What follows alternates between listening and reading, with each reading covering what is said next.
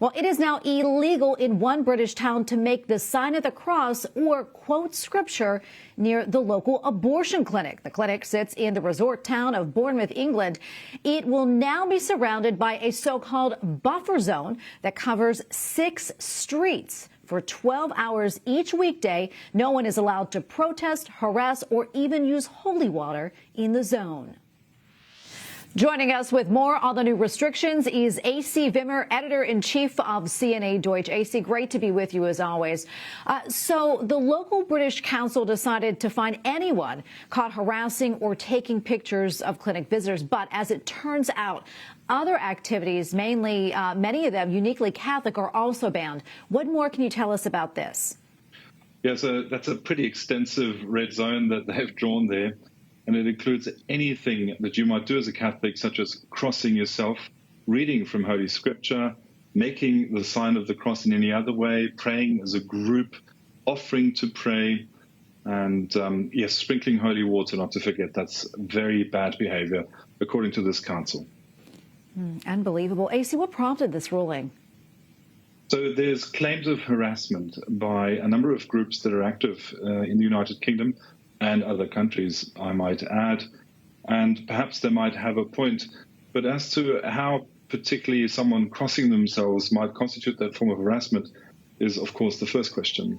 The second question is the wider context here. So you're seeing a push not only in a number of councils, but also nationally, not only in the United Kingdom, but across, again, a number of countries, especially in Europe, towards banning or creating zones for banning what's often labeled as antisocial behavior, and is predicated on the understanding that anyone speaking in religious terms, indeed casting religious symbols publicly, might be harassing a person when it comes to them being able to access an abortion facility. So that's the context that's at play here. Yeah, and AC, I know that you report that area pro-life groups were not just concerned about abortions in the facility. What else disturbed them about the clinic? So in this particular case, in Bournemouth in the UK and Dorset in the south of England, there were also a number of concerns raised by an independent inquiry by a regulator that this facility was doing a number of things that the Society for the Protection of Unborn Children and others have raised as concerns.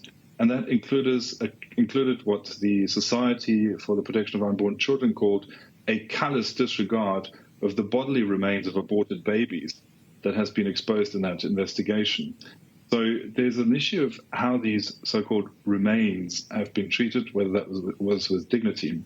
And perhaps circumstantial or not, Tracy, the clinic now in Bournemouth is up for sale, although they're saying they're continuing to provide abortions until they're sold up.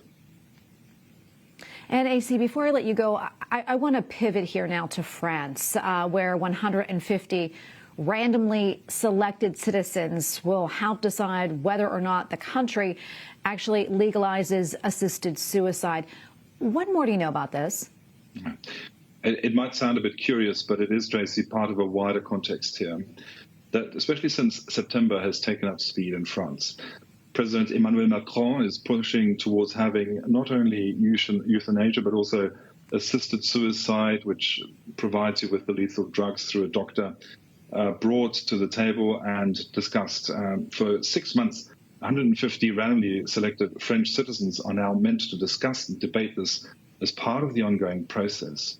But with President Macron, as so often is the case, this does not only pertain to France, but he has said should also pertain to a kind of European legal framework. So what we're seeing is that not only a number of European countries have really made a push in that direction, but with France on board, this could become a bit more of a wider supranational across the continent issue that allows for people deciding to end their life under certain circumstances. AC, thank you so much for making the time for us today. We appreciate it. AC Vimmer, editor-in-chief of CNA Deutsch. Thank you again. Always a pleasure. Thank you. God bless.